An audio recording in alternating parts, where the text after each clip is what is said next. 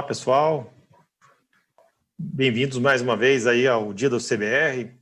Espero que todos estejam bem aí nesse finzinho de pandemia, né? Estamos passando por esse momento difícil. Começo essa palestra, na verdade, eu estou aqui de convidado, né? O grande astro dessa palestra aqui é o mestre Edgar. Então, eu já dei algumas explicações aí no início sobre o uso da plataforma, né? Qualquer dúvida, coloque ali no chat também, que os nossos assistentes vão tentar responder o mais breve possível, né? E usem a aba de perguntas para direcionar perguntas para os palestrantes. Então, vamos lá. Pix é um assunto aí muito importante, todo mundo falando sobre isso. Eu garanto que você não aguenta mais escutar a pergunta do seu cliente, está pronto para o Pix? Cadê o Pix? Então, vamos nessa palestra tentar esclarecer um pouquinho disso hoje. Então, com vocês, o Edgar. E o resto do time também, lógico. Obrigado, Daniel. E olha, obrigado por vocês terem aceitado o convite, você, Marco Polo, o Túlio, para participar aqui. Antes de mais nada, boa noite ao pessoal e agradecer a terceira participação aqui no Dia CBR. É sempre uma maravilha participar disso aqui. Bom, nós vamos começar falando sobre o Pix, Open Banking, algumas oportunidades de integração, vou fazer uma apresentação rápida e depois nós vamos ter uma conversa com o Daniel, com o Marco Polo, com o Túlio e vamos abrir para as perguntas que vierem da plateia. Então, vamos embora, né, pessoal?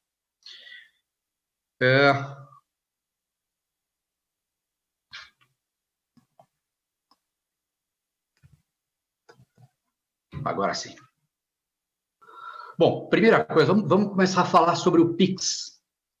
Vocês estão cansados de ouvir sobre o Pix, a Ana Paula Rose, enfim, um monte de gente falando sobre o Pix para o usuário final, né? O nosso objetivo aqui é falar para você, o cara que faz a automação. Primeira coisa, vamos entender um pouco o que é o Pix, esse ecossistema de pagamentos instantâneos. Ele vem de acordo com uma agenda do Banco Central. O Banco Central tem 4 itens aqui, olha. Primeiro, competição no mercado, então precisava de um sistema que fosse mais competitivo. Muito importante esse aqui, que tenha inclusão financeira, que traga aquelas classes C e D que hoje não têm acesso à conta bancária e que não tem cartão de crédito, que tem dificuldades para viver online, para comprar o omnichannel, etc. Um sistema que seja de muito fácil para se fazer as transações, tá certo? E que tenha um custo baixo para os usuários. Então, essa é a agenda da BC Hash do Banco Central e o Pix se encaixa dentro disso. E aí a gente vai falar de conta. Que contas são essas, tais contas transacionais? São contas bancárias, contas de poupança, contas de pagamento. E aí vocês conseguem ver rapidamente que, além das contas bancárias que a gente vai ter essas de poupança, são contas grátis da Caixa ou contas de instituições de pagamento. Todas elas vão participar do Pix. O Banco Central vai atuar como? Ele vai ser o órgão, obviamente, o órgão regulador, e ele vai operar 2 partes principais da plataforma. Um, que é o SPI, o Sistema de Pagamento Instantâneo, é onde a transação é registrada, o pagador transfere para o recebedor. É ali que ela se torna não cancelável. E o DICT, que é o dicionário das contas transacionais. Vocês ouviram todo esse cadastro de chaves, essa história. A gente vai cadastrar uma chave para cada um dos dados dessas contas para facilitar essa movimentação. Bom, o Pix tem 7 características que o tornam único, né? Velocidade, 50% das transações ocorrem em 6 segundos, 99 em 10 segundos. Ele vai trabalhar 24 por 7, 365, diferente do que a gente tem hoje em DOC, TED, tá certo? Horário comercial, bancário. Parte de segurança, pessoal, é muito importante. Ele trabalha em cima da rede do Sistema Financeiro Nacional, tá certo? Ele tem, todos os participantes têm dentro dos seus processamentos a segurança cibernética, a prevenção de fraudes, detecção de lavagem de dinheiro e financiamento a terrorismo, ou seja, tem todo o controle de segurança. Além disso, existe um limite de valor, já o Banco Central já publicou alguns limites de valor de transação, e o PSP recebedor, que é o provedor de serviço de pagamento do recebedor, vai poder limitar também ainda dentro desses números. Bom, com certeza a conveniência, né? O Pix ele tem que ser algo fácil, então hoje nós temos 250 milhões de celulares ativos, smartphones. no país. É o hardware principal para a gente fazer transação. Na facilidade de inicialização do pagamento, a mobilidade. Você faz um pagamento em cima de um QR Code estático ou dinâmico, a gente vai ver mais para frente a diferença deles. As tais chaves que a gente está cadastrando, CPF, CNPJ, e-mail, telefone, ou de repente você fala, eu quero que o Banco Central me dê a chave, ele gera uma chave aleatória num Universal User Identifier, né, que ele vai, é uma chave única, né, no formato RFC 41223, mas isso o próprio Banco Central faz. E um detalhe só, essa chave não é portável, tá? Posso fazer um pagamento através de um link, de um copia e cola, mais para frente a gente vai ver o porquê disso. E, ponto principal, né, o Pix tem que atender integração dos sistemas, né? Pô, tá com a gente aqui. Multiplicidade de caso de uso, e aí a gente vai ver todos os modelos, pessoa a pessoa, negócios e governo. A gente vai ter aqui o Renda Cidadã, por exemplo, disponibilizando pagamentos através do Pix, o pagamento de impostos. Então, tudo isso facilita muito o uso do Pix. E um ponto importante para nós, a gente pode agregar informação na transação, uma informação adicional.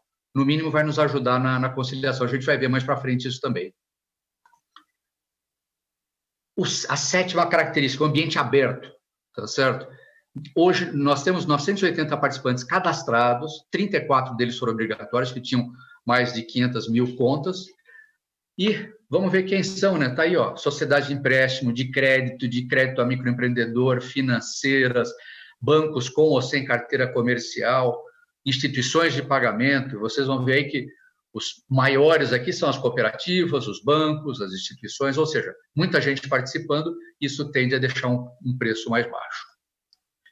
Bom, formas de iniciação do pagamento. O Pix pode, como a gente falou, em cima de um QR Code estático, que traz informações da chave, e no máximo um valor, mas mais da chave. O QR Code dinâmico vai trazer mais informações, e esse está muito ligado à automação. O uso de uma chave de endereçamento, de repente o Daniel pagou a conta do restaurante, eu vou pagar minha parte para ele, faço uma transferência de Pix para a chave dele. Inserção de copia e cola, esse aqui é o exemplo que eu tinha comentado. Se eu estou no meu celular, entrei dentro de um site da Americanas, por exemplo, faço uma compra, na hora de chegar no pagamento, como é que eu vou clicar no QR Code se eu estou no meu celular? Então, eu tenho uma função de copia e cola, eu vou copiar esse link de pagamento e vou transportá-lo para o meu app de iniciação e de lá eu pago. Bom, vamos passar alguns exemplos aqui do QR Code estático. Na realidade, o estático é aquele que não se utiliza muito com a automação. Um exemplo claro aqui é a banquinha de frutas mesmo. O dono da banquinha pegou a chave de endereçamento dele, ela que está nesse QR Code. O máximo que pode ter, não no caso dele, mas o máximo pode ter um valor. Imagine um pipoqueiro. O pipoqueiro pode querer falar, a chave é essa e o valor é R$10, para já vir automático na hora do cara pagar. Mas aqui ele traz a chave, fez a compra, eu acabei de comprar os produtos, pego o meu software, meu appzinho de iniciação de pagamento do meu banco, da minha instituição financeira, clico em cima desse QR Code, ele já vai me trazer os dados da conta desse senhor, eu vou colocar o valor, mando fechar o pagamento, pronto. Ele vai receber provavelmente um e-mail, um WhatsApp, o que ele escolheu junto ao PSP recebedor deles, que ele recebeu um pagamento, e eu também vou receber um aviso que paguei, tá certo? Mas essa é uma informação que não está atrelada a uma automação. Já no caso do QR Code dinâmico, a gente está falando em algo que, primeiro, o QR Code dinâmico, ele vai trazer a chave, o valor, ele vai trazer uma série de outras informações que eu posso ter, dados, juros e etc. E, inclusive, eu posso, o TRX-ID, que é o indicador da transação, e ele é o número que identifica, muito importante para nós isso na hora de verificar se a gente está recebendo exatamente aquela compra. E os dados opcionais, né? De repente eu posso colocar o número da minha NFC aí dentro, o número da invoice, vai me facilitar nas conciliações mais para frente. Bom, A automação, como a gente está vendo aqui, ela vai utilizar o QR Code dinâmico, que vai ter informações mais robustas, tem os dados adicionais, ela vai integrar com sistemas de PDV e e-commerce, ela vai facilitar essa conciliação de operações. Além do que, eu vou poder ter algumas transações no futuro, já no próximo ano, do Pix agendado. Basicamente, um Pix seria um cheque pré-datado, algo similar a isso. Ele é agendado para uma determinada data. E a função de saque, que é bastante interessante. O cliente de vocês, o varejista, ele pode se disponibilizar a fazer saque, é opcional. Se ele é um grande recebedor de dinheiro, vamos imaginar um posto de gasolina, que é recebedor de dinheiro de abastecimento de moto, esse tipo de coisa, é terrível ficar com aquele dinheiro lá, ele tem que ficar controlando, ele tem que controlar a caixa, ele tem que se ver com seguro, transporte de valores. Então, se ele coloca uma transação de saque, ele vai sempre aliviando esse dinheiro do caixa. Vai ter um percentualzinho que ele vai receber nisso daí, e ele, inclusive, vai poder disponibilizar informação para o Banco Central de que ele é um varejo que faz saque. Vão existir aplicativos, e aí o ambiente está aberto, que vão mapear por geolocalização lugares de saque. Então, se eu estou na rua, eu falo, puxa, eu preciso pegar dinheiro, trocar dinheiro, eu coloco, vejo que é o mais próximo e vou lá. Então, muito fácil isso, mas é algo que vai estar para 2021. Bom, formas que a gente vai ter de integração do Pix no varejo. Basicamente, hoje, nós vamos ter 4 formas de integração. API de recebimento padrão, pasmem, nesse caso aqui, a gente conseguiu, o Banco Central colocou uma API padrão de interligação, diferente do que a gente costuma fazer hoje, de utilizar várias APIs, uma para cada provedor e esse tipo de coisa. Esse é um formato. A outra forma que eu vou ter de me ligar ao Pix é via TEF. Hoje o TEF já tem uma série de funcionalidades e vai ter o Pix. Os apps de integração de carteiras digitais, e aí a gente vai ver outros produtos e serviços que já apareceram, principalmente das carteiras digitais, tá certo? E fintechs ou empresas que te fornecem todo o ferramental para ser uma fintech. Então, vamos entrar em detalhe um pouquinho para tentar entender o que é cada uma dessas coisas. Quando a gente fala da API de recebimento, vemos aqui do lado direito o caixa, está lá fazendo operação no software de automação comercial. Terminada a compra, ele vai mandar o valor total e etc., através da API para o PSP recebedor dele, que é o banco que ele está conectado, ou a instituição de pagamento que ele está conectado. O banco vai gerar um QR Code, a URL do QR Code dinâmico, tá certo? Essa URL vai conter algumas informações de forma bastante segura da transação, dos valores, etc. Vai devolver essa URL para o software de automação, o software de automação vai montar o QR Code e vai apresentar o QR Code na tela. Em paralelo, o software de automação já entra num polling para verificar se o pagamento chegou. Lembra, aqui tem um número de transação, que é o TRX ID, que eu vou saber exatamente que pagamento eu estou esperando. O pagador, nessa hora, vai utilizar o appzinho de iniciação do pagamento dele, vai ler esse QR Code, vai passar para o PSP pagador, que é o cara que ele está conectado. O PSP vai fazer uma série de testes e verificações nesta URL para ver se ela é verdadeira, se não tem fraude, etc. Vai jogar essa informação primeiro para o DICT, que é o dicionário das contas transacionais, né? E ele vai dar os dados dessa conta para ele. Uma vez tendo essa informação, ele já tem valores de pagamento, vai apresentar para o pagador já vai estar com tudo na mão, vai dar um ok. Essa transação já vai ser registrada no SPI, no Sistema de Pagamento Instantâneo do Banco Central. Na hora que registrou, ela já foi sacramentada, o PSP recebedor recebe um aviso, tá certo? Recebe a transação, ele inclusive vai resolver aquele polling que a automação estava varrendo, tá certo? E transação está finalizada, você pode liberar teu cliente, está garantido. Além disso, a gente vai ter outras funções nessa API Então, vimos a configuração do QR Code dinâmico, a verificação de recebimento, e vamos ter devoluções e consultas. Na realidade, por que devolução? Porque o Pix é não cancelável, não há desfazimento dele. Uma vez feito, está feito. Como é que se reverte uma transação de devolução? Tá certo? Então, essa transação está aqui dentro e as consultas, onde eu vou ler tudo que eu fiz para poder trazer para as minhas automações e conciliar. Então, vocês veem que esse é um modelo que atende a automação. Óbvio, se você for fazer de forma direta, vai ter um certo trabalhinho aí. Formato que ela tem, eu vou falar rapidamente, mas Marco Polo vai detalhar isso. Está em OpenAPI 3, está no GitHub numa área do Bacen, está numa versão 2.0.0, e tem uma autenticação que é necessária, né, do varejista no PSP recebedor. Ele está se utilizando o OAuth 2, que é utilizada por Facebook, por Google e etc. Bom, o resumo dessa API de recebimento.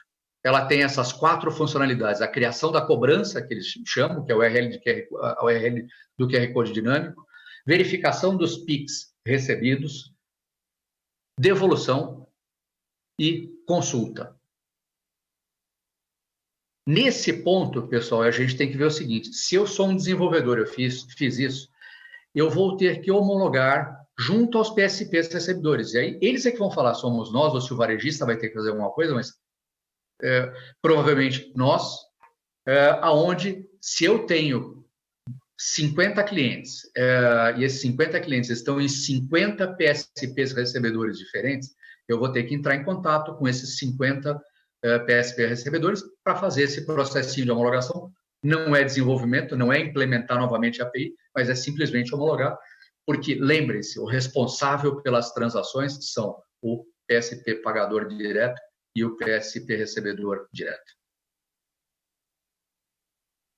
Não sei se eu estou muito acelerado, mas eu estou cronometrando, pessoal. Então, dúvidas a gente vai estar falando um pouquinho mais para frente. Bom, TEF. Além do débito e crédito, os TEFs hoje já têm carteiras digitais e geração de QR Code. As TEF Houses já anunciaram suporte ao Pix através dessa API de recebimento. E vantagem, eles vão ser os responsáveis pela homologação junto aos PSPs. Então, vamos lembrar o seguinte: se eu já uso o TEF, vou usar o Pix através do meu TEF, maravilha, não estou mudando nada, não estou mudando minha interface, não estou mudando o preço. Tá certo? Exemplos aqui, a Software Express, a PayGo, por exemplo, que está ligada à CBR, tá certo? O Daniel vai falar um pouco para a gente, mas, enfim, todos os TEFs vão estar oferecendo por essa linha. Apps de carteiras digitais, né? Um negócio novo, né? Então, hoje está surgindo alguns aplicativos multiplataforma, né? Que contém um hub de carteira digital. Ele contém todo o tratamento para essas carteiras, faz todo o recebimento. E eles passaram a incluir também o Pix. Mesmo caso aqui, eles são os responsáveis pela homologação junto aos PSPs recebedores. Um exemplo aqui de empresa é a Shipay.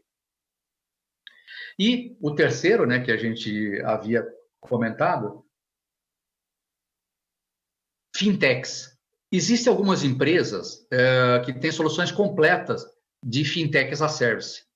Eles te oferecem todos os serviços de carteira digital, conta digital, crédito, subadquirência, o Pix, tá certo? Então, na realidade, ou você, software house, pode ser uma fintech, ou o teu cliente pode ser. Tá certo? Vai trabalhar, vai fazer crédito, etc. Eu acho que o Túlio vai comentar bastante essas coisas lá mais para frente, vai comentar também nas palestras dele.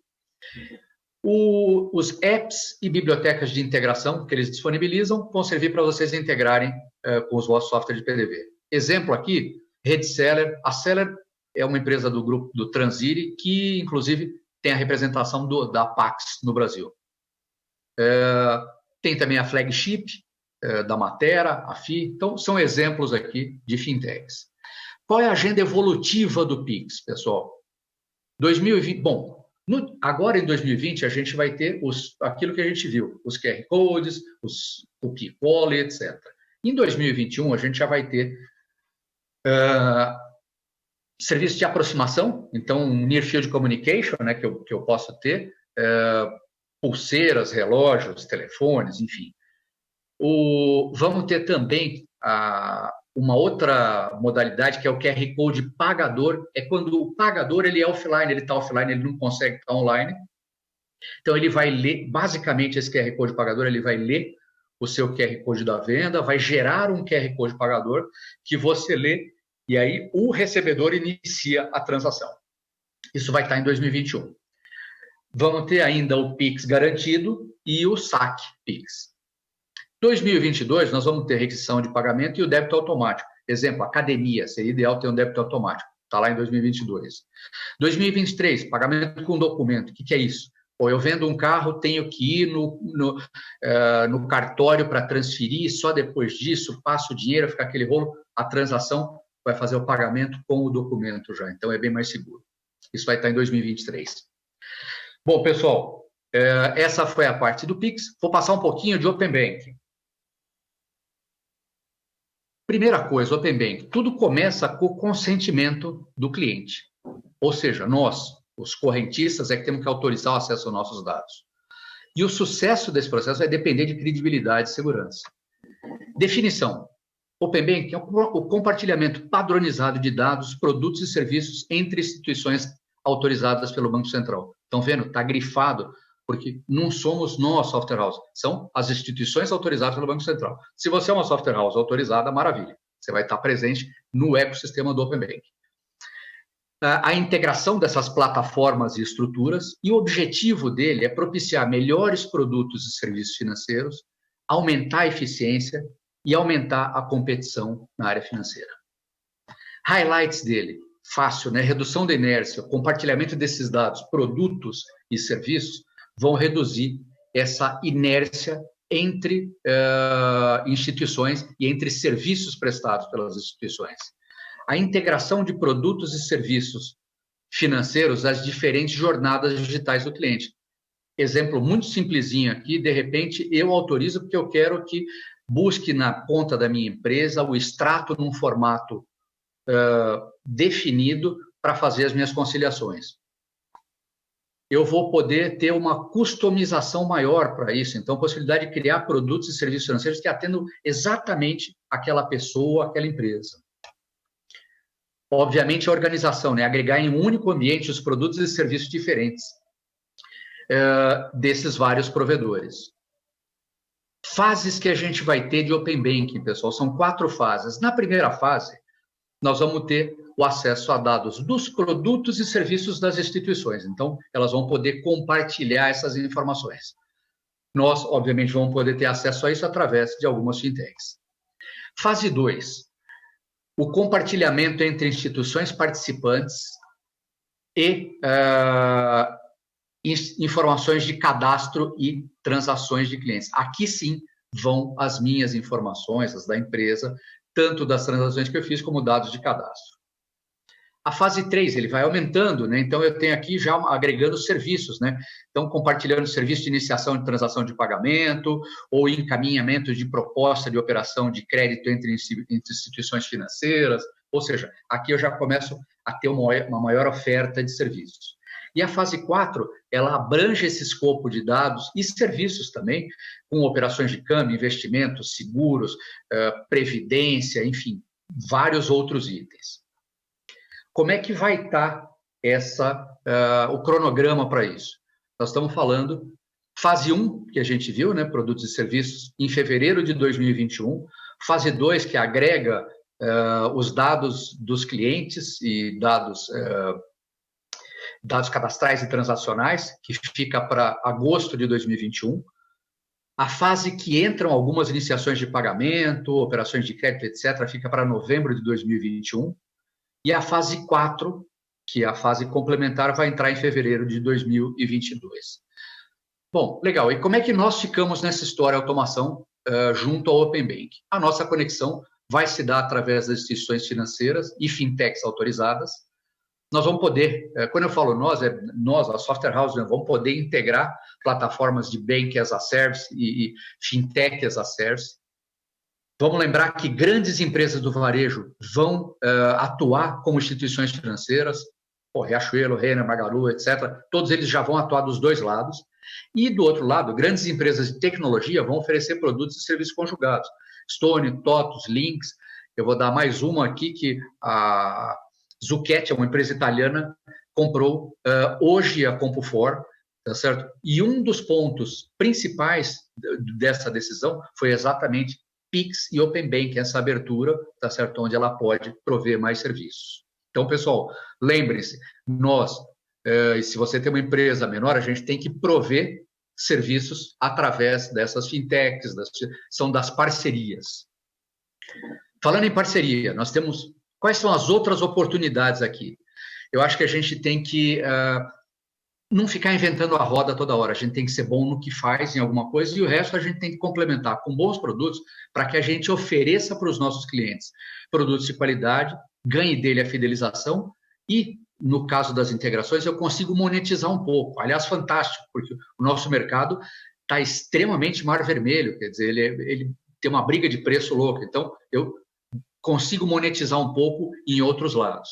Aqui eu peguei um exemplo, algumas empresas de Big Data e Data Analytics, a gente tem Scantec, GFK, Iandé, nós vamos ter empresas de crédito, análise de crédito, Scorecard, que é a Visor, por exemplo, nós vamos ter a F360, que é uma empresa, inclusive, que eu faço as parcerias estratégicas deles no Brasil, que é uma empresa de gestão financeira, eles são muito bons nisso, e a Seller, que é uma fintech as a service, tá certo? É uma geradora de fintechs. Bom, nessa sopa de letrinha, machine learning, data analytics e etc., o que a gente vê de possíveis integrações, né? Primeiro, análise de produtos que saem dessa história. Quando eu agrego os meus dados do meu cliente a estas empresas, eu posso ter análise regional de competitividade e preços. Eu posso, por exemplo, algumas delas que a gente viu de Data Analytics, lá GFK, Scantec, elas sumarizam essas informações, veem como é que está a share dos CPGs, que são os fabricantes, Nestlé, Ambev, Unilever, e vão repassar isso visando ter em contrapartida para o varejista melhores preços, promoções. Vamos ter empresas, como eu falei da Visor, que vão fornecer scorecards financeiros e acesso a crédito ágil e fácil, com melhores taxas para o teu cliente. Então, você está vendo que a gente sempre objetiva o cliente aqui, em primeiro lugar. E aqui, um outro exemplo claro, né, uma parceria com uma empresa de pagamento, uma rede, por exemplo, eu posso ter um MDR reduzido, tá certo? Uma operação de crédito e débito do meu cliente, isso tudo vai fidelizar. E comentei aqui um app de gestão financeira, se eu utilizo um bom app de gestão financeira, ele vai fazer toda a conciliação, vai fazer conciliação bancária, DRE, vai dizer em que data esse cara vai estar mal ou não, e aí isso vai agregar muito valor ao nosso cliente. E, pessoal, tudo isso aqui tem monetização diferenciada, além dos ganhos de competitividade frente aos concorrentes aí. Alguns exemplos de monetização. Algumas dessas empresas que necessitam, por exemplo, que se implemente uma API específica deles, eles normalmente te oferecem até um custo de integração. Eles pagam one time em cima disso. Além disso, ele pode te oferecer um valor, um Customer Acquisition Cost, né, por cada cliente teu inserido na base dele. Um valor one time também. Além disso, a gente pode ter uma parcela do recorrente mensal com base nas quantidades dos clientes ativos nesses parceiros. Um outro ponto é você poder ter um percentual do prêmio da operação efetuada. Exemplo, uma Visor que fez a oferta de crédito, o cliente pegou uma oferta de crédito capital de giro, um percentualzinho daquilo que fica para a Visor, tem um percentualzinho daquilo que vai ficar para você também. Então, são formas de monetizar. Uma empresa de pagamento, você tem um percentualzinho do MDR recebido desse cliente. E, obviamente, a monetização pode ser uma composição desses vários itens. Então, olhem muito essa parte de integração, porque ela vai, com certeza, te trazer retorno financeiro e retorno de fidelização. Pessoal, obrigado. Essa era a apresentação inicial. Eu vou agora, para ir na sequência, passar a pergunta para o Daniel. Daniel, me diz, o que você comenta do TEF ou do ACBR com o Pix?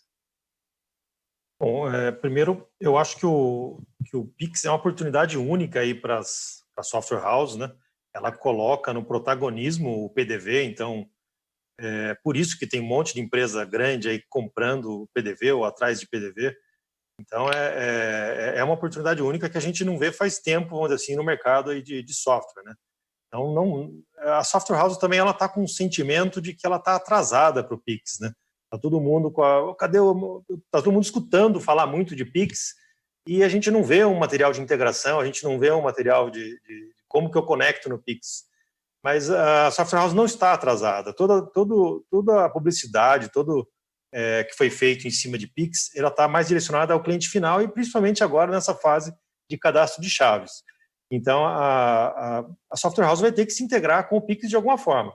A gente vai ver aqui, o Marco Polo até vai mostrar um pouco a API, mas na minha opinião, eu acho que faz muito mais sentido você usar uma empresa que te dê essa conexão com o Pix, né? Como uma Tef House, como uma fintech aí que está se plugando no Pix. A gente viu que na apresentação que são mais de 900 PSPs, né? Então, eu vejo muita gente me pergunta na CBR, fala, onde que eu integro com o Pix? Como se eu fosse integrar direto com o Banco Central. Isso não vai ocorrer. Você vai ter que fazer uma conexão com um PSP, que é uma instituição financeira, com um banco, uma fintech, algo assim. Então, a gente já tem mais de 900 dela. Aí você vai lá, faz toda a especificação, conecta em uma. Você vai ter que fazer isso tudo de novo para todas as outras. Cada uma, pelo menos que seu cliente tiver, falar, eu uso o Bradesco, eu uso o Caixa, eu uso a ABC. Você vai ter que ir lá e fazer uma integração, uma homologação com esse PSP. Então, eu acho que vale a pena você usar um acelerador, você usar um TEF, né, porque o TEF, isso entra no fluxo do TEF. O TEF, as empresas de TEF nasceram com esse DNA de integrar. Da mesma forma que eu não falo direto com Cielo, com Visa, com Rede, com Mastercard, eu falo com uma empresa de TEF e ela distribui essa transação. Então, eu acho que o Pix não é diferente disso, né? A gente também estava conversando um pouco antes da palestra, uma analogia semelhante seria as da Cefaz. Qual software house aqui que implementou na unha conexão com todas as tantas Cefaz que existem no Brasil?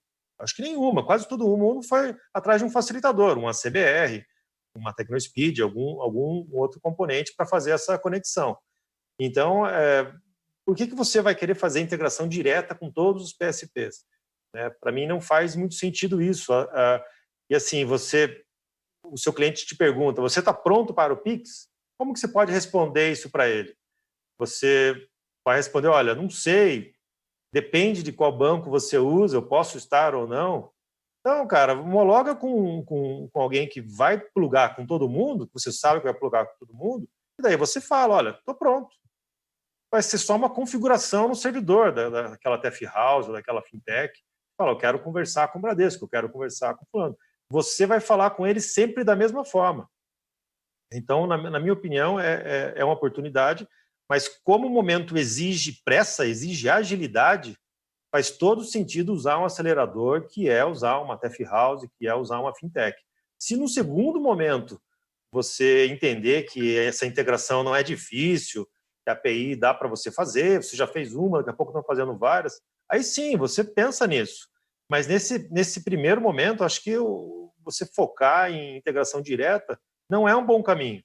Acho que é interessante você usar uma Tef House, né?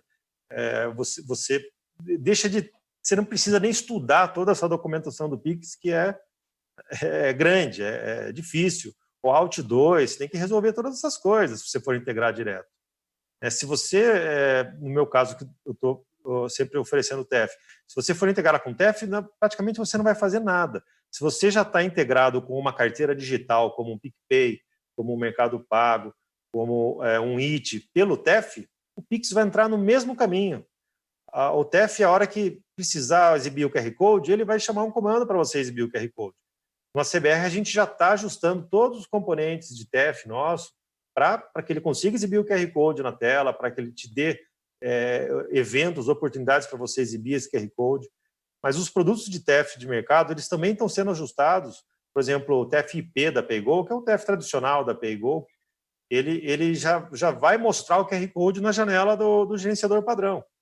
né, quando chegar o QR Code dinâmico. Então, você não vai precisar se preocupar com nada, nem gerar o QR Code nesse caso. Então, é um acelerador enorme e é um acelerador que você precisa nesse momento, porque a gente tem pouco tempo para falar para o cliente, estou pronto para o Pix. Daqui a pouco o seu concorrente está colocando lá, olha, eu já estou pronto para o Pix, e você? Então, é isso aí. Acho que o Marco Polo pode ajudar a gente aí com a API, mas se alguém tiver mais algum comentário... Maravilha, não, olha, fantástico, Daniel. Eu acho que isso exemplifica bem, quer dizer, se você já tem os teus pagamentos já eletronizados, dê sequência. Você usa TEF? Usa Pix no TEF. Você não vai ter nenhum custo extra e você não vai ter trabalho extra. Vale você fazer API se você for uma empresa com um grande volume, você teria que agregar um valor extra que o teu cliente não consegue pagar, enfim, se existe essa razão, e aí sim você vai ter que ter essa trabalheira toda. Mas lembra, você tem que ter excelência nisso, porque todas essas empresas são empresas que oferecem um produto com muita excelência e interligados com todos esses PSPs. Mas, Marco, dá uma ideia para nós, parte técnica, agora é você que fala essa história. Eu sempre te peço, dá uma analisada para mim, como é que está essa API. Tranquilo, show de bola. Bom, o que acontece? É importante a software house ela ter uma vontade, né, de investigar como toda a cadeia vai funcionar. Primeiro, porque ela, eu acho, é quem vai passar muita segurança para o próprio cliente. Porque, assim, acho que na maioria a maior parte da fatia dos clientes, né, os lojistas, varejistas, atacadistas, que usam os nossos softwares de automação, o que acontece? A gente acaba sendo um pouco daquela muralha de apoio tecnológica. Quando surge algo tecnológico, para aquele lojista que, cara, eu não sei o que é, mas o cara do sistema vai resolver. Ele não sabe, o lojista não sabe se é um problema, o lojista não sabe se é bom, se é ruim. Normalmente ele vai ouvir o cara do sistema, né? Normalmente é assim que acontece na cadeia. Então, quando nós, software house, dominamos a cadeia, o que acontece, o conteúdo, a informação, automaticamente a gente passa segurança para o nosso cliente. Olha, a coisa é nova, está acontecendo dessa forma, o software que você usa nosso, ele está adequado através do TEF, então você vai tranquilizando o lojista, porque quando a gente fala em meio de pagamento, a gente está falando no bolso do dono da loja. É evidente que ele se preocupa. E aí, quem estiver ali do lado dele, passando segurança, informação coesa, né? A grosso modo, não gaguejar ali junto ao lojista. Não, cara, a coisa é dessa forma, vai funcionar assim, vai estar na tua conta automático, o cliente vai ter facilidade, então isso passa segurança. E aí, assim, no nível mais técnico, o que a gente tem? Ali no GitHub, qualquer desenvolvedor pode acessar o GitHub, ali no Banco Central, github.com/bacen, vai estar o repositório de APIs e especificações do Banco Central. Especificamente, Bacen/Pix API. Ela foi atualizada há poucos dias, tá? E a gente lá dentro da AFRAC, da importância da software house estar participando de entidades que representam né, a categoria, porque a gente debate isso lá dentro da AFRAC até de forma quase que antecipada, que nem o Edgar mencionou. Olha, Marco, dá uma olhada, saiu a atualização, o que tem de importante para a gente? Tem grupos de trabalho que participam debatendo a API e as especificações para levar para o Banco Central possíveis observações. Então, aqui no GitHub você tem a atualização, a versão 2.0, que foi publicada, do YAML, tá? É uma especificação. Eu chamei de carta de intenção. O padrão aqui, o escopo da API, ele segue o padrão OpenAPI 3.0, e é aqui que você vai passar o olho e entender o que vai nessa comunicação, quais campos são informados e são recebidos, independente de ser seu software direto ou um agente PSP, tá? Agora, como é meio saco a gente ler uma coisa textual, né, dessa forma, tem uma dica para o pessoal. Você pode selecionar toda a especificação aqui no site, tá? Seleciona todas as linhas aqui da documentação, deixa eu correr ali no final. Aqui, joia. Você pode selecionar tudo, copiar tá? Toda a especificação. Vim aqui no editor.swagger.io, é um editor de documentação do Swagger, tá? E quando você cola essa documentação, esse YAML, né, essa especificação de API aqui no editor, você já tem rapidamente, de forma mais legível e até agradável, de entender o que acontece na especificação da API. Facilita você entender quais são os endpoints, quais são os parâmetros, exemplos do JSON que vai ser trafegado, informações que vão e que vêm na API, tá? Assim como os esquemas, né? Quais as entidades participam da API. Aqui está muito claro, praticamente um escopo de model da API está aqui já, com os campos e as entidades que vão fazer parte aqui da API em si. Lembrando que essa especificação é uma preocupação de quem vai operar e transacionar diretamente, tá? Não necessariamente você, software house, basicamente o PSP, tá? Que nem o Daniel estava falando. A nossa preocupação é, estrategicamente, o agente TEF que vai suportar isso e me entregar já o QR Code pronto, tá? O agente TEF, ele recebe uma URL do PSP, já gera o QR Code com as informações com base nessa URL e entrega para o nosso software o QR Code pronto, tá? Então, por isso, esse nível de abstração, quando você opta por operar direto com o agente TEF, é o caminho mais natural, tá? Mas nada impede de você também peitar e, eu vou homologar diretamente com cada PSP.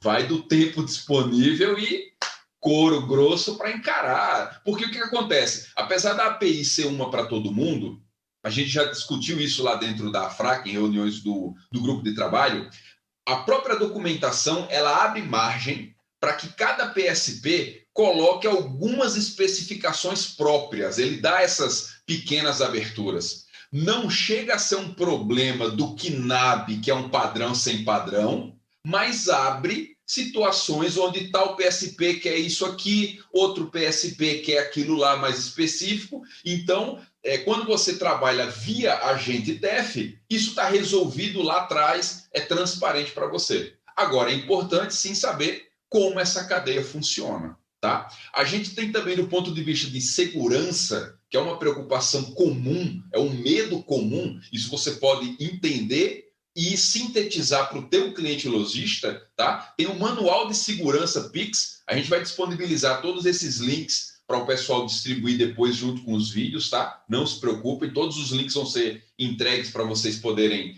acompanhar com calma, assistindo a palestra depois. A gente tem aqui, Manual de Segurança do Pix, versão 3.0. Então, lá tem as especificações de segurança, porque é uma coisa que não tem como soltar sem isso. É impossível o Banco Central se responsabilizar por algo sem um manual, sem uma política de segurança. Mas aqui a gente tem manual de segurança.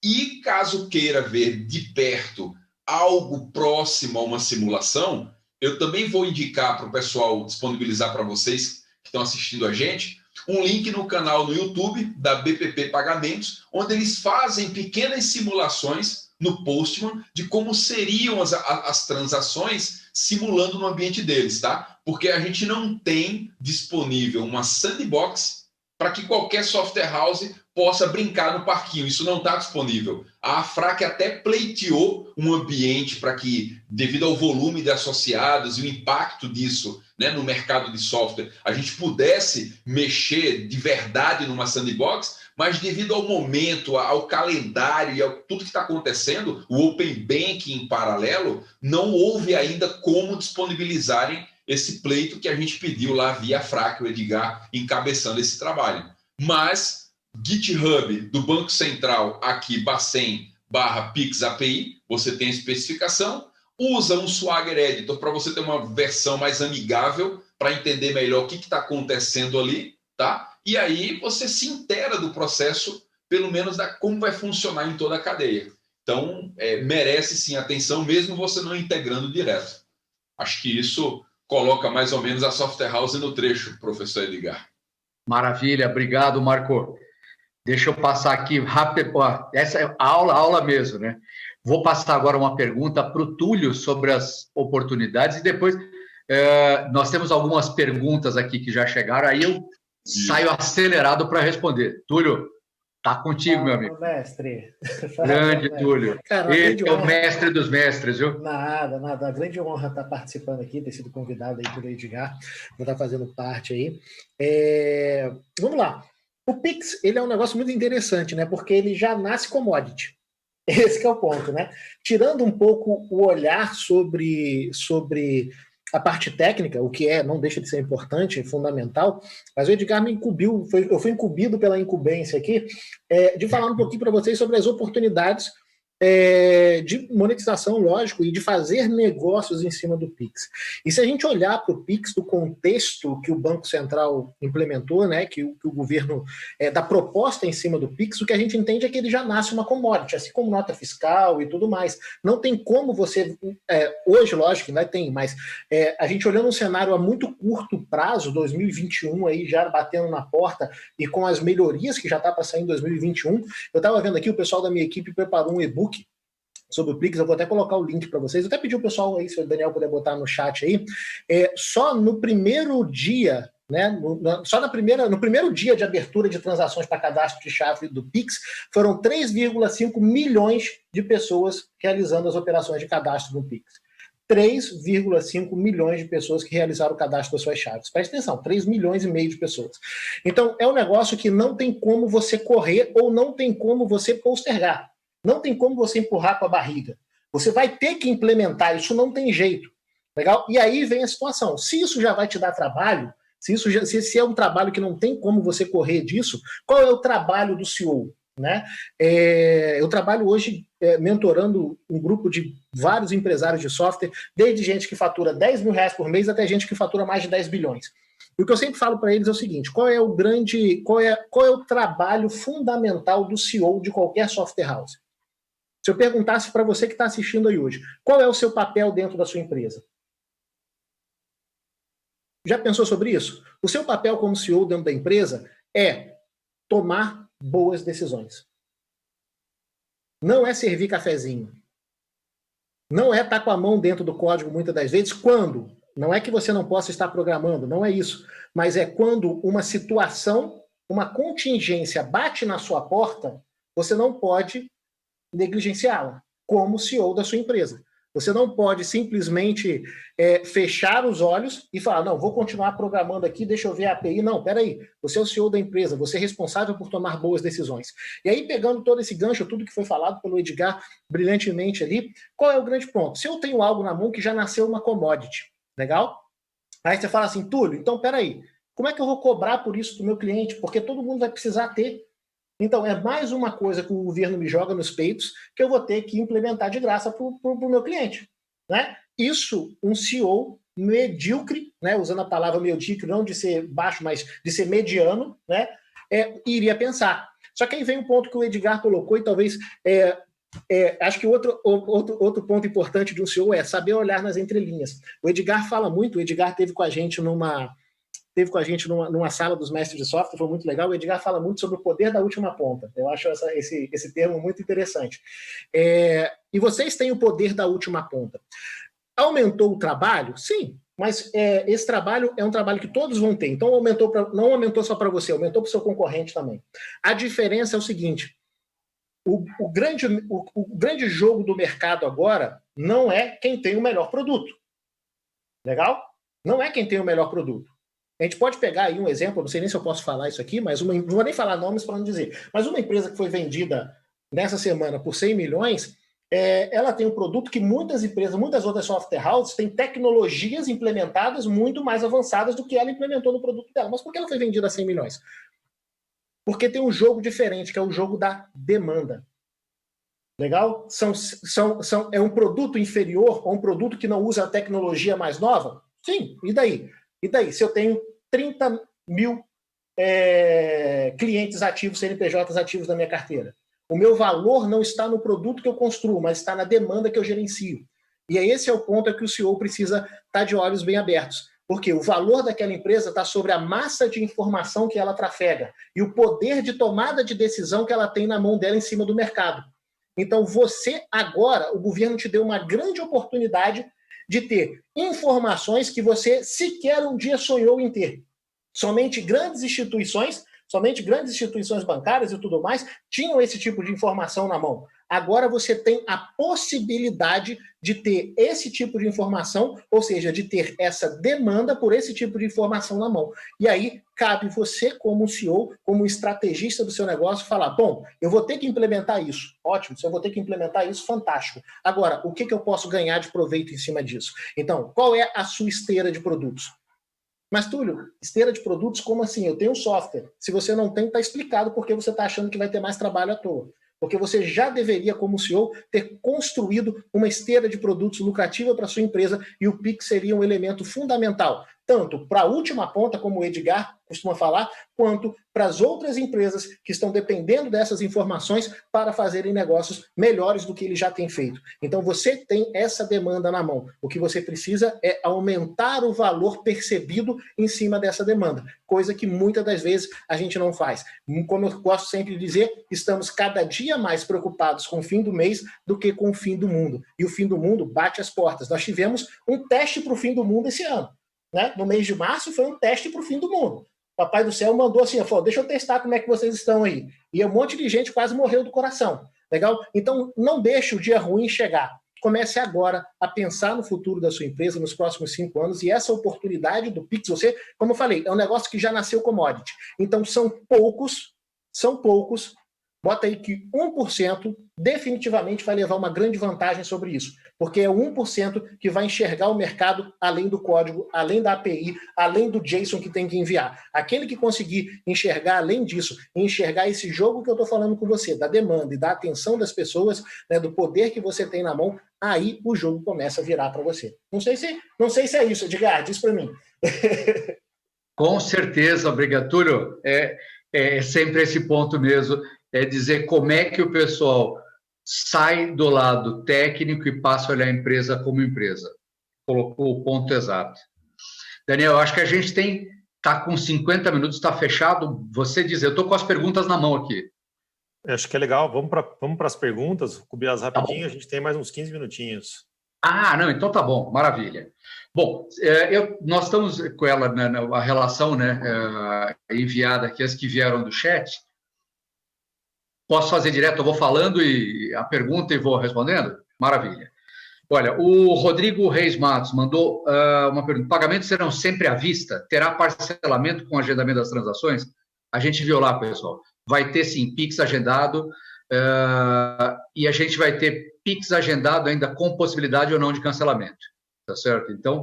Edgar, nessa primeira fase é só à vista, né? O Pix pode ser encarado como um TED, né? Exatamente. Hoje, o Pix é um pagamento instantâneo, é uma eletronização do dinheiro. É um pagamento instantâneo na hora, né? Para 2021, a gente vai ter o Pix agendado, tá certo? Que vai facilitar esse processo. Acho que dá para, assim, sempre que você pensar no Pix, pensa num TED. É um TED facilitado, um TED muito mais ágil. Exatamente. A segunda pergunta em que situação seria utilizado um vencimento? Ele viu lá que existem campos dentro da transação de vencimento, etc., que vão ser exatamente nesses agendamentos. Tá certo? Vamos lembrar que as transações já foram escritas hoje, os modelos já estão sendo escritos, já pensando nas transações futuras também. Então, existe alguns campos a mais. A gente viu, por exemplo, se você for me perguntar quando eu vou usar multa que está lá dentro, os juros, eu não sei, tá certo? Mas ele está disponibilizado para isso. E a gente vai ver algumas situações onde talvez essa funcionalidade se encaixe. Lembra, é uma construção de um sistema de informação e a gente sempre deixa ele o mais aberto possível. Pessoal, eu vou fazendo a pergunta, vou até fazer diferente. Eu faço a pergunta e vejo se algum de vocês também quer responder, senão fico só eu falando os dois lados, tá certo? O Charles Bernardes, do Líbano, está lá. O aplicativo cliente será do governo? Onde cadastraremos nossas chaves ou cada instituição terá seu app para escanearmos o QR Code? Alguém quer responder? Marco? A gente está vendo essa corrida por oferta de cadastro. Então, a gente está vendo que as instituições bancárias, financeiras, oferecendo já o client, né, o ambiente de você cadastrar e gerar sua chave com eles, né? Porque você vai ter a sua chave, lógico, ela pode ser portada entre várias instituições quando você quiser, mas é importante que eles estão retendo na corrida para reter os cadastros de chave. Todo mundo aqui tem, às vezes, 1, 2, 3 contas bancárias diferentes e está todo mundo brigando para quem vai reter. Então, está claro que o aplicativo cliente vai ser da instituição financeira que vai transacionar, ela que vai prover para o usuário o aplicativo, né, o cliente do Pix. No momento do pagamento também, você vai ter que abrir o seu programa do banco ou o programa da sua carteira digital e fazer o escaneamento com ele, o QR Code com ele. Perfeito, perfeito. Eu acho que é exatamente isso, quer dizer, nós vamos ter, inclusive a gente vai ter vários outros apps de iniciação de pagamento que vão estar ligados aos participantes diretos do ecossistema de pagamento. Significa dizer que eu posso ter a instituição, o banco, oferecendo esse app e posso ter outros apps fazendo essa função também, tá certo? Desde que eles estejam conectados a essas contas, na realidade, a esses participantes diretos. Eu tenho mais uma pergunta aqui que fala sobre a API de recebimento do Pix. Pergunta, né? A Thales Cardoso Santos, ele pergunta, a API de recebimento do Pix já está disponível para homologação? Eu acho, como o Marco Polo explicou agora, ela já existe, já está na versão 2.0, só não tem o sandbox. Querem complementar? Daniel, Marco? Se eu não me engano, também aquela API que a gente viu é para o PSP falar com o sistema do Pix, correto? A Software House não vai falar diretamente com ela não vai falar diretamente com o Banco Central, ela vai falar com o PSP. Provavelmente esse PSP ele use uma outra interface mais simplificada para falar com a aplicação comercial. Exato, acho que vale ressaltar isso, né? O pessoal da Software House não precisa ter medo, não, tá? Se vocês forem parar para dar uma estudada, dar uma olhada, a parte mais complexa da implementação de segurança, camada de segurança, não sei mais o que, é os PSPs, tanto o pagador quanto o recebedor que vai implementar. O que eles vão fazer é disponibilizar uma API única, né? Uma API que aí o Banco Central foi muito feliz nisso, porque ele criou um padrão para que esses PSPs distribuem essa API, legal, onde você vai comunicar com a API deles. Então, pelo que eu entendi ali um pouquinho também do que eu li e o que o Edgar mostrou na palestra, são requisitos básicos que você vai fazer. Por exemplo, autenticação ao Auth2. Ótimo, você vai lá, faz a autenticação, ele vai te retornar o token. Ótimo, com aquele token você pega e chama os métodos da API, que é o que o Marco mostrou, está disponibilizado lá no Swagger, né? Então, assim, é bem simples. A parte da Software House é bem simples, a parte complexa, o PSP é que está fazendo. Homologar no Banco Central, toda essa parte aí, eles estão fazendo lá. O que acontece é que vai ter um PSP, o Edgar mostrou alguns exemplos, só que o cara vai te falar, para falar com a gente é essa URL aqui, e a documentação é essa que o Marco Polo mostrou. Então você vai usar basicamente uma linguagem única para se comunicar com esses PSPs, legal, e fazer as suas transações. Então, assim, não precisa se assustar. O ponto acho que é esse, não precisa ter medo. O que você vai fazer, o que você faz aí já... eu vou ser sincero para você, eu acho, o Daniel pode falar melhor do que eu, mas é muito mais fácil do que falar com o XML de nota fiscal lá no servidor que você faz, entendeu? Você vai mandar lá o Auth2, ele vai mandar para você, vai fazer a autenticação, você vai pegar esse token e faz as requisições através desse token. Acabou, não tem mistério, não. Exatamente, quer dizer, a API está lá, a API está pronta para ser utilizada, tá certo? Quando você fala de homologação, é exatamente isso. Nós vamos ter que conversar com o PSP recebedor para que ele nos abra um sandbox para fazer essa homologação, tá certo? Mas o meter a mão na massa é o que o Túlio falou, o Marco Polo falou. Tá aí, olha, estão lá, claro, os endpoints, o que você vai ter que fazer, que dados você vai oferecer no JSON, o que você vai receber de retorno e pau na máquina, tá certo? Agora, lembrem-se, a gente está falando isso para quem quer pegar esse touro pela unha. Se você já utiliza hoje um TEF, ou se você tem intenções de ter todas as transações eletrônicas sendo tratadas dentro do teu sistema, utiliza um TEF, utiliza um app, um hub de carteiras digitais, fintech, qualquer outra coisa que te acelere e não te faça comer tanto tempo e você acaba tirando o foco do teu principal junto ao teu cliente. Bom, a outra pergunta aqui que eu tenho, do Adoniran Marques da Silva, é: no estado do Ceará existe o validador de pagamentos eletrônicos no integrador fiscal para emitir o cupom fiscal eletrônico. Como ficarão os pagamentos via Pix? Na realidade, isso aqui não tem muito a ver com o Pix, mas tem a ver com a nota técnica que está saindo agora, 2020-006, tá certo? Aonde já foi incluído um campo para recebimento. Aí o Marco já colocou, já disponibilizou, já foi incluído no TPAG o número 17, que é de pagamento instantâneo.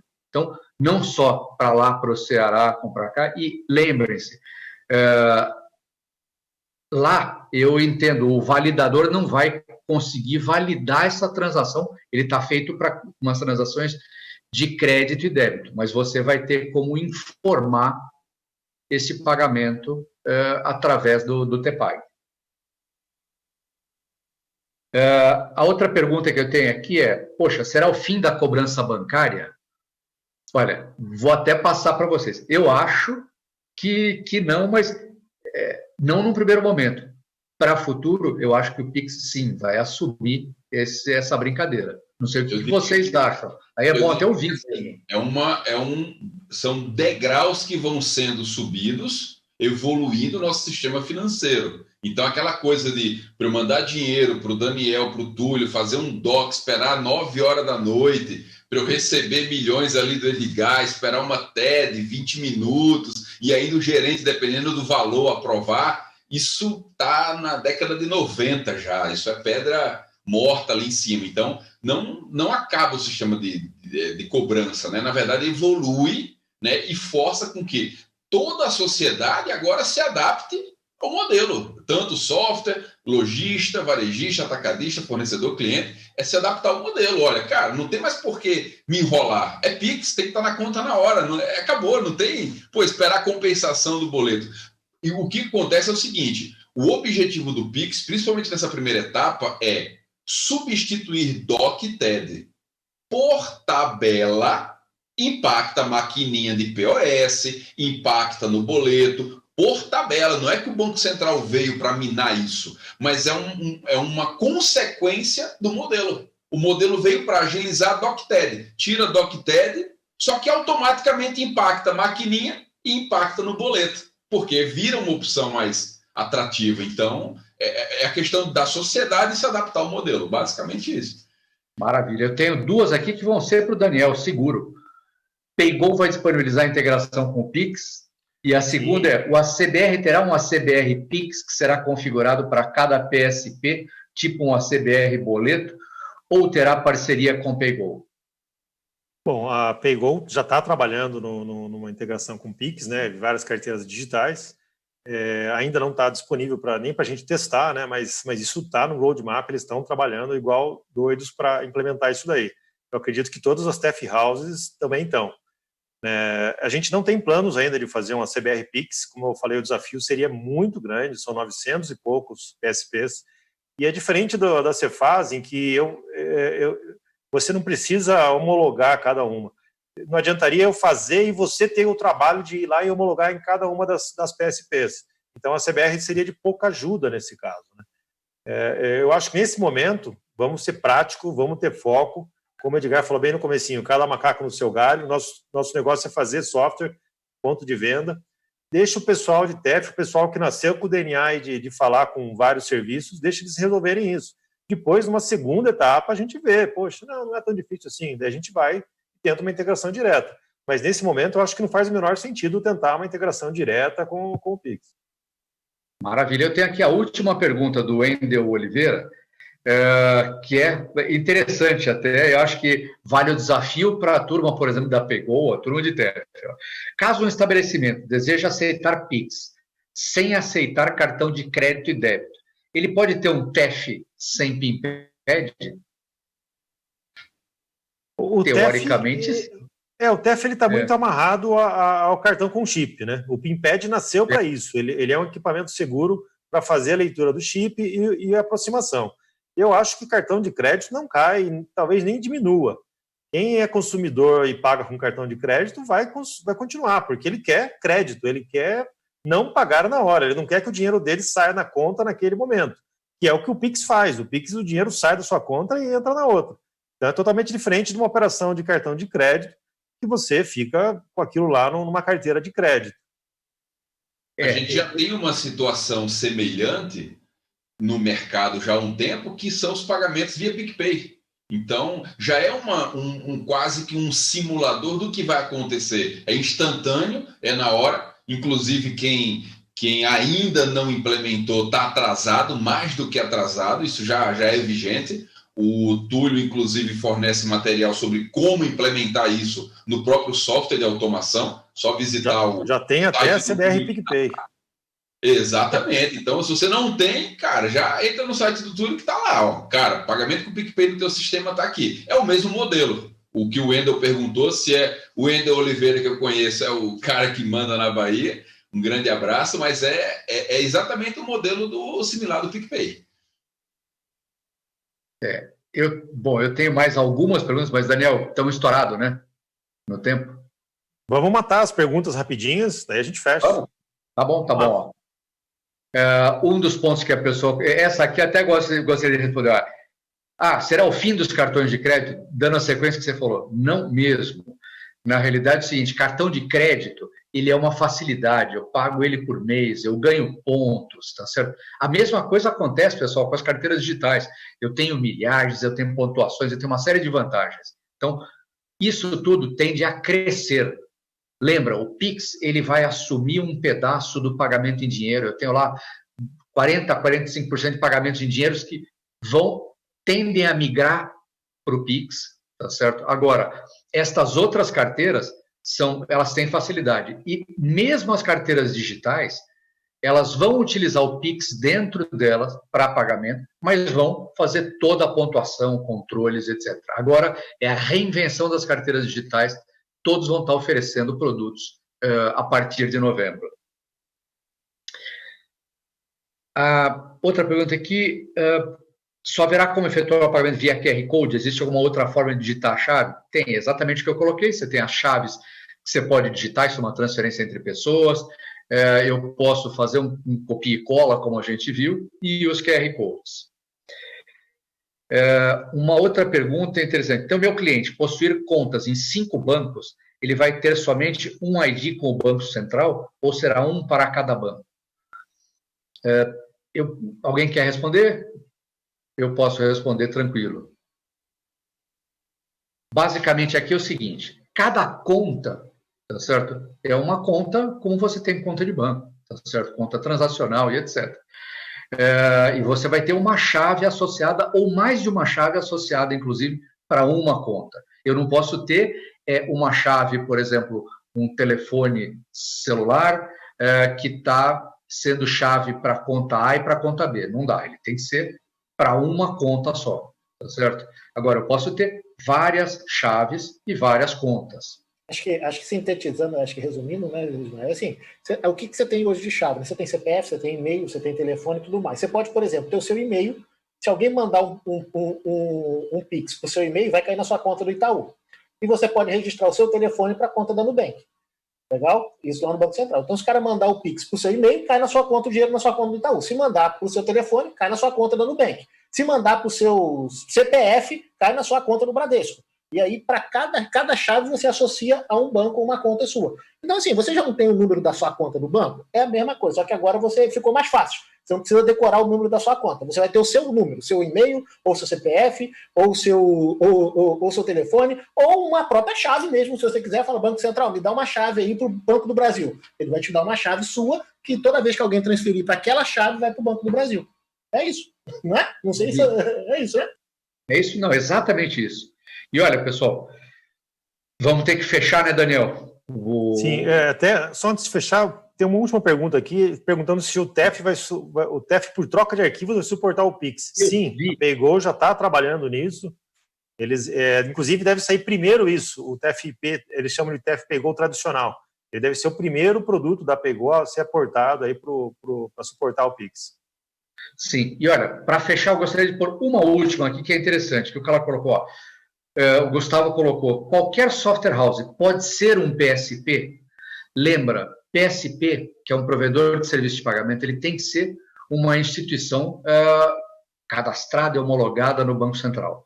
Se a software house fizer esse processo, atender todas as necessidades, tem inclusive ali aumento de capital, uma série de coisas, ele pode. Mas, no resumo, não, a software house não vai ser o PSP. O PSP é uma instituição financeira, óbvio, quando a gente fala na Lynx, a Lynx é um PSP, ela é uma instituição, a Estônia, enfim, todas essas outras, mas as software houses menores, não, e aí a ideia é se associem, se quiser fazer algum produto com algumas dessas entidades, mas estes PSPs vão ser os bancos dessas empresas, ou mesmo assim. Falando uma regra de negócio para a gente traduzir para o nosso cenário, acho que é o seguinte, não vou dizer nem que a régua subiu, eu acho que quem estava no topo da régua agora mudou de categoria. Então, se você achava que você era concorrente da Lynx, da Stone, ou da TOTVS, ou de qualquer outra, não. Se você está jogando trabalhando com a ponta aqui, né? Se você é uma software house de média para pequena, não, você não é mais concorrente desses caras, porque esses caras estão jogando agora outro jogo. Eles já estavam no topo e conseguiram agora, com essa oportunidade de homologação do Banco Central, do Pix e tudo mais, tornar uma instituição financeira, prover crédito e tudo mais, eles estão jogando outro jogo agora. Eles não são mais seu concorrente, não precisa se preocupar, legal? Mas vamos se preocupar agora com o seu mercado e dominar aquilo que está na sua mão. Isso, e se você tiver aquela veia da área financeira, analisa se operar uma fintech as a service. É uma das saídas. Bom, Daniel, vou passar para você. Muito obrigado por permitir que a gente faça essas apresentações aqui nesse ambiente fantástico. Tá certo? Eu acho que a gente vai ter muitas palestras boas para assistir nesses 3 dias. Obrigado. Obrigado a você, Edgar. Obrigado também, Marco Polo e Túlio, pela participação.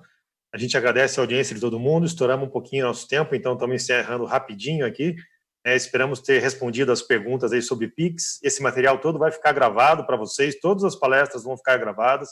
A gente vai disponibilizar depois do evento o link para você baixar, melhor, para você assistir essas palestras e também para você baixar os PDFs. Então é isso, pessoal. Vamos para o intervalo. Corre lá na sala dos patrocinadores, dos apoiadores. Eles estão começando a apresentação deles agora e vamos continuar o evento.